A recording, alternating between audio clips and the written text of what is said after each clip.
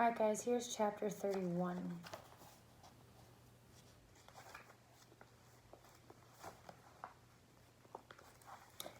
Alright, so chapter 31.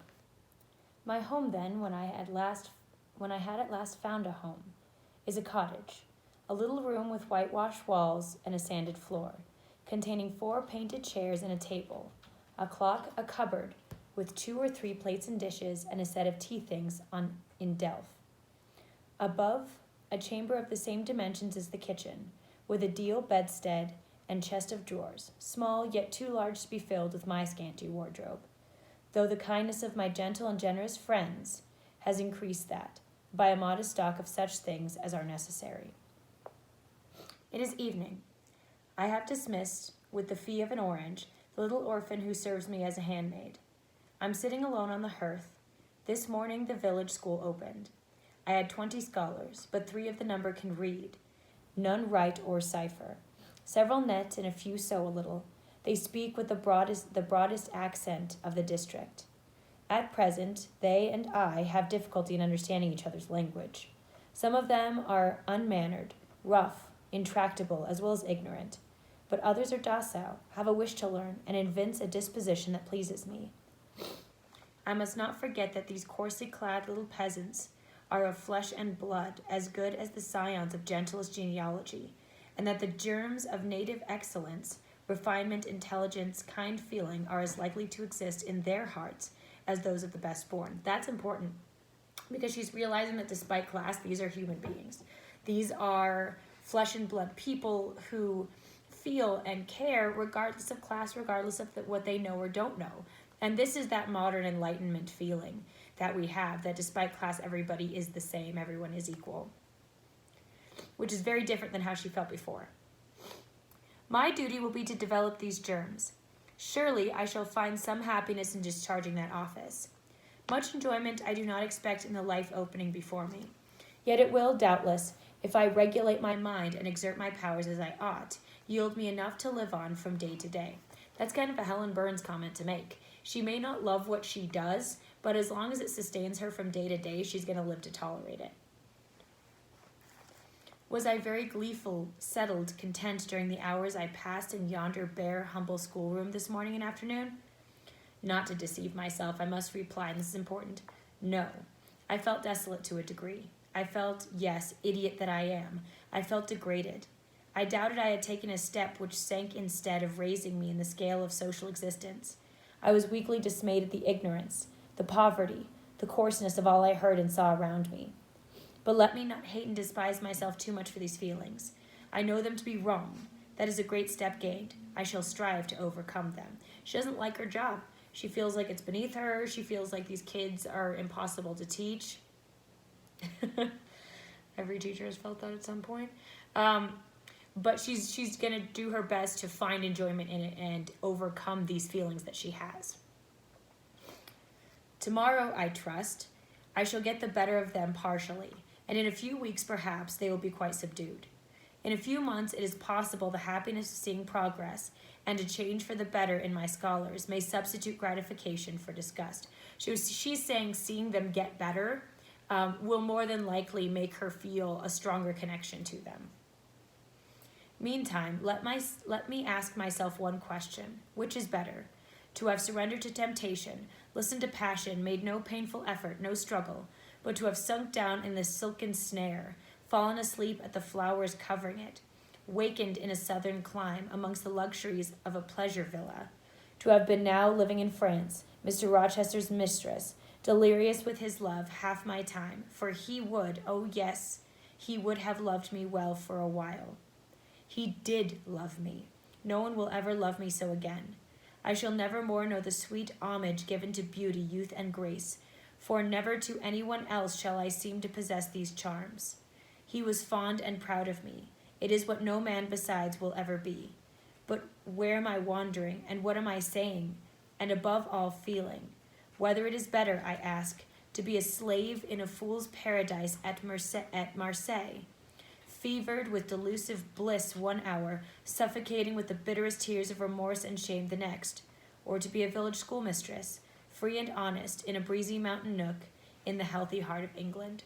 So she's asking, would it have been better to say yes to Mr. Rochester and basically be going against all of her morals, but to be happy most of the time, or to be unhappy but to be true to herself and be free to do whatever she wants?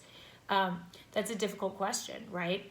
It's asking the difference between being blissfully ignorant or being not blissful, being, affected by the real world, but have the truth. Is the truth worth your happiness? That's the question that Jane is asking herself. And she says yes, but she hasn't fully worked it out yet.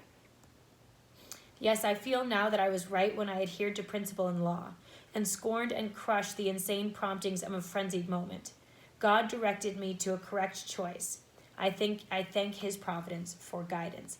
What's interesting is that she's thanking God for making this decision and not her, which tells you the doubt she has a little bit, because it's almost like someone else had to tell her what the right decision was. Otherwise, she would have gone with Mr. Rochester. Having brought my eventide musings to this point, I rose, went to my door, and looked at the sunset of the harvest day, and at the quiet fields before my cottage, which, with the school, was distant half a mile from the village. The birds were singing their last strains. The air was mild, the dew was balm. While I looked, I thought myself happy, and was surprised to find myself ere long weeping. And why? For the doom which had reft me from adhesion to my master, for him I was no more to see, for the desperate grief and fatal fury, consequences of my departure which might now perhaps be dragging him from the path of right, too far to leave hope of ultimate restoration thither. At this thought I turned my face aside from the lovely sky of Eve and lonely vale of Morton. I say lonely, for in that bend of it, visible to me, there was no building apparent save the church and the parsonage, half-hidden trees, and quite at the extremity, the roof of Vale Hall, where the rich Mr. Oliver and his daughter lived. I hid my eyes and leant my head against the stone frame of my door, but soon a slight noise near the wicket which shut in my tiny garden from the meadow beyond it made me look up. A dog, old Carlo, Mr. Rivers' pointer, as I saw in a moment, was pushing the gate with his nose, and St. John himself leant upon it with folded arms, his brow knit, his gaze grave, almost a displeasure, fixed on me. I asked him to come in. So she's sitting there by herself, looking out the window, crying a little bit because she misses Mr. Rochester, and then she hears a knock at the door, and it's St. John. No, I cannot stay. I have only brought you a little parcel my sisters left for you. I think it contains a color box, pencils, and paper.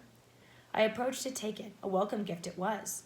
He examined my face, I thought with austerity, as I came near. The traces of tears were doubtless very visible upon it. Have you found your first day's work harder than you expected? He asked. Oh, no, on the contrary. I think in time I shall get on with my scholars very well. But perhaps your accommodations, your cottage, your furniture have disappointed your expectations? They are, in truth, scanty enough, but, I interrupted, because he's trying to explain away why she's crying, without asking why are you crying. My cottage is clean and weatherproof, my furniture sufficient and commodious. All I see has made me thankful, not despondent. I am not absolutely such a fool and sensualist as to regret the absence of a carpet, a sofa, a silver plate. Besides, 5 weeks ago I had nothing. I was an outcast, a beggar, a vagrant. Now I have acquaintance, a home, a business. I wonder at the goodness of God, the generosity of my friends, and the bounty of my lot. I do not repine. She's saying, look, I was begging at your door a month ago. I'm not taking for granted what I have. But you feel solitude and oppression? The little house there behind you is dark and empty. I have hardly had time yet to enjoy a sense of tranquility, much less grow impatient under one of loneliness. Very well. I hope you feel the content you express, at any rate. Your good sense will tell you that it is too soon yet to yield to the vacillating fears of Lot's wife. What you had left before I saw you, of course, I do not know, but I counsel you to resist, firmly, every temptation which would incline you to look back. Pursue your present career steadily for some months at least. It is what I mean to do, I answered. St. John continued. It is hard work to control the workings of inclination and turn the bent of nature, but it may be done. I know from experience, God has given us in a measure the power to make our own fate. And when our energies seem to demand the sustenance they cannot get, when our will strains after a path we may not follow, we need neither starve from inanition or stand still in despair. We have but to seek another nourishment for the mind, as strong as the forbidden food it longed to taste, and perhaps surer, and to hew out for the adventurous foot a road as direct and broad as the one fortune has blocked up against us, if rougher than it. So he's saying that in order to handle the temptations and things that you left behind in your past, you have to find something that intrigues you equally for your future.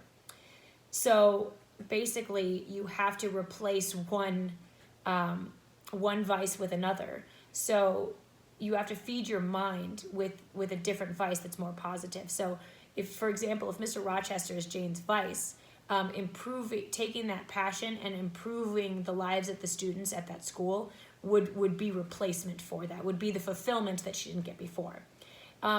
Whether that's not the actual case is yet to be seen. You can't really exchange one thing for another, one vice for another, but it definitely seems like St. John is trying to do that, and he's trying to convince Jane to do that.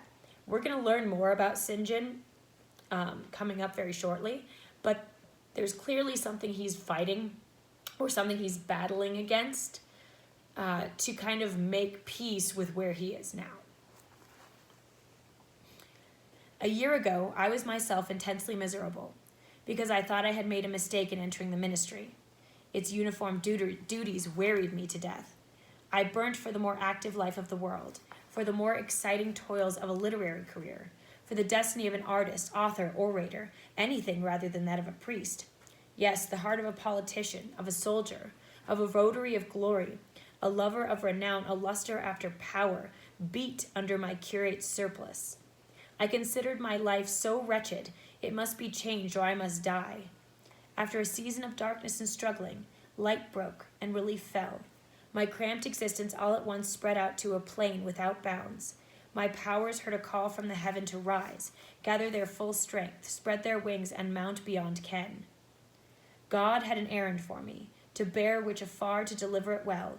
Skill and strength, courage and eloquence, the best qualifications of soldier, statesman, and orator, were all needed for all these center in a good missionary. So he's saying that there was a time where he hated his decision to be a priest. He disliked the routine. He wanted to go out and be an adventurer. And then one day, he's saying he woke up and realized that this was the path that was laid out for him, and he would have to make the best of it. So this is him explaining how he's making the best of it, instead of switching careers. A missionary I resolved to be. From that moment, my state of mind changed. The fetters dissolved and dropped from every faculty, leaving nothing of bondage but its galling soreness, which time only can heal. My father, indeed, opposed the determination, but since his death I have not a legitimate obstacle to contend with. Some affairs settled, a successor for Morton provided, an entanglement or two of the feelings broken through or cut asunder, a last conflict with human weakness in which I now know I shall overcome, because I have vowed I will overcome, and I leave Europe for the East. So he's going to be a missionary. He's going to kind of do what he always wanted to. He's going to go and be a missionary in the East. And that's how he's going to kind of find a counterbalance to his passions and how he feels. He wants to travel and be free. And the best way he can do that is take the thing that he's doing and mix it in with what he wants to do. He said this in his peculiar, subdued yet empathetic voice, looking when he had ceased speaking not at me, but at the setting sun, at which I looked too. Both he and I, our backs towards the path leading up to the field to the wicket. He had heard no step on that grass-grown track. The water running in the vale was the one lulling sound of the hour and scene. We might well then start when a gay voice, sweet as a silver bell, exclaimed, "Good evening, Mr. Rivers, and good evening, old Carlo. Your dog is quicker to recognize his friends than you are, sir." He pricked his ears and wagged his tail when I was at the bottom of the field, and you have your back towards me now. It was true. Though Mr. Rivers had started at the first of those musical accents, as if a thunderbolt had split a cloud over his head, he stood yet at the close of the sentence in the same attitude in which the speaker had surprised him, his arm resting on the gate, his face directed towards the west. He turned at last with measured deliberation. A vision, as it seemed to me, had risen at his side. There appeared within 3 feet of him a form clad in pure white, a youthful, graceful form, full yet fine in contour, and when, after bending to caress Carlo, it lifted up its head and threw back a long veil, there bloomed under his glance a face of perfect beauty. Perfect beauty is a strong expression, but I do not retrace or requalify it. As sweet features as ever the temperate clime of Albion molded, as pure hues of rose and lily as ever humid gales and vapory skies generated and screened, justified in this instance the term. No charm was wanting, no defect was perceptible. The young girl had regular and delicate lineaments, eyes shaped and colored as we see them in lovely pictures, large and dark and full.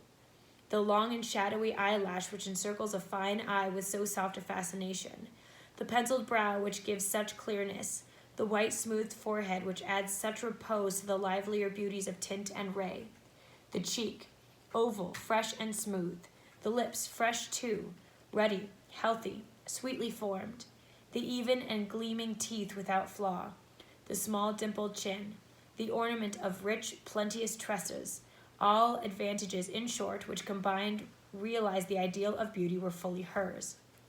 I wondered as I looked at this fair creature. I admired her with my whole heart.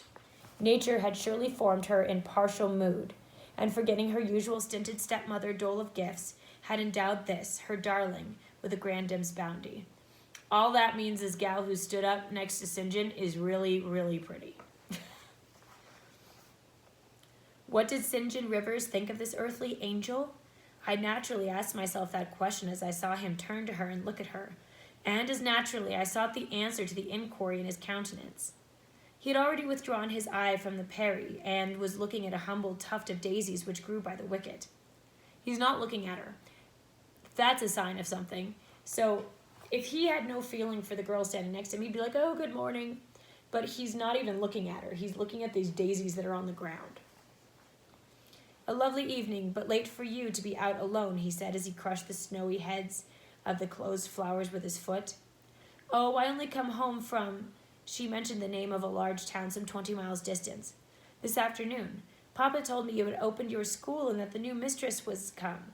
And so I put on my bonnet after tea and ran up to the valley to see her. Is this she? Pointing to me. It is, said St. John. Do you think you shall like Morton? She asked of me, with a direct and naive simplicity of tone and manner, pleasing if childlike. I hope I shall. I have many inducements to do so.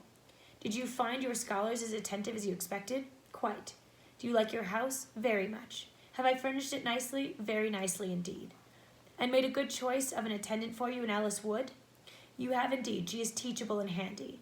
This, then, I thought, is Miss Oliver, the heiress, favored, it seems, in the gifts of fortune as well as those of nature.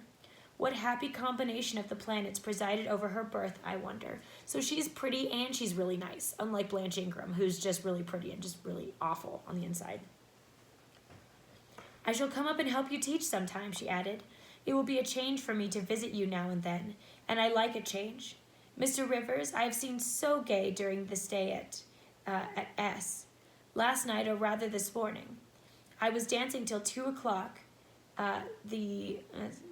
Now, the reason why Bronte is not giving us specific names and specific places is because she wants us to put ourselves in this place. So she's kind of suspending reality by not putting actual locations and actual numbers of brigades and stuff like that in there. Are stationed there since the riots, and the officers are the most agreeable men in the world. They put all our young knife grinders and scissor merchants to shame. It seemed to me that St. John's under lip protruded, and his upper lip curled a moment. His mouth certainly looked a good deal compressed, and the lower part of his face unusually stern and square, as the laughing girl gave him this information. He lifted his gaze, too, from the daisies and turned it on her. An unsmiling, a searching, a meaning gaze it was. She answered it with a second laugh, and laughter well became her youth, her roses, her dimples, her bright eyes. As he stood mute and grave, she fell again into caressing Carlo. Poor Carlo loves me, said she. He is not stern and distant to his friends, and if he could speak, he would not be silent. And she's being passive aggressive. She wants to say this to St. John. So she's being like, some of us are nice. The dog is acknowledging me. As she patted the dog's head, bending with native grace before his young and austere master, I saw a glow rise to that master's face. I saw his solemn eye melt with sudden fire and flicker with resistless emotion. Flushed and kindled thus, he looked nearly as beautiful for a man as she for a woman.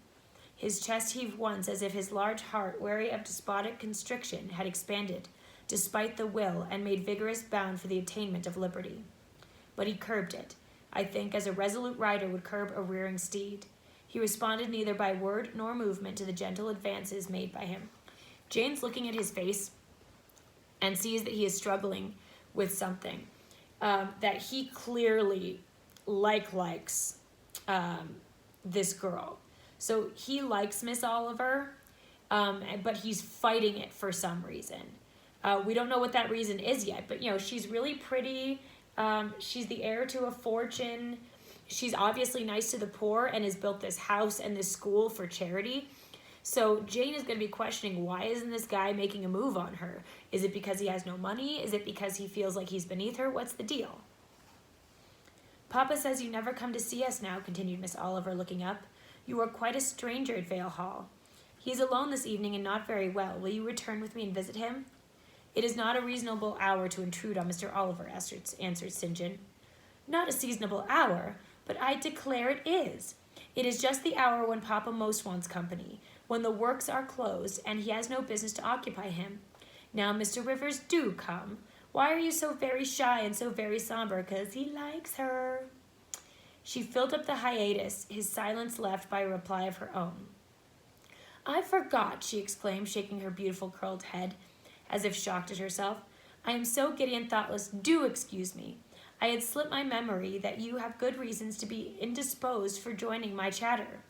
Diana and Mary have left you, and Morehouse is shut up, and you are so lonely. I am sure I pity you. Do come and see Papa. Not tonight, Miss Rosamond, not tonight. Mr. St. John spoke almost like an automaton. Himself only knew the effort it cost him thus to refuse. Well, if you are so obstinate, I will leave you, for I dare not stay any longer. The dew begins to fall. Good evening. She held out her hand. He just touched it. Good evening, he repeated in a low voice and hollow as an echo. She turned, but in a moment returned. Are you well? She asked. Well might she put the question. His face was blanched as her gown, so he turns white. Quite well, he enunciated, and with a bow he left the gate. She went one way, he another. She returned twice to gaze after him as she tripped fairy-like down the field. He, as he strode firmly across, never turned at all. The spectacle of another's suffering and sacrifice wrapped my thoughts from exclusive meditation on my own. Diana Rivers had designed her brother inexorable as death. She had not exaggerated. So we know that St. John likes Rosamond Oliver, and we know that he's fighting against it, and again, we don't know why. And Jane is going to try to figure it out, because now she's going to have a little bit more connection to St. John, because she realizes why he is the way he is. He's suffering for love the way Jane is suffering for love, and she wants to know why. Okay? Be prepared for a quiz on the last 3 chapters on 29, 30, and 31. You got questions, let me know. Otherwise, I'll see you guys tomorrow.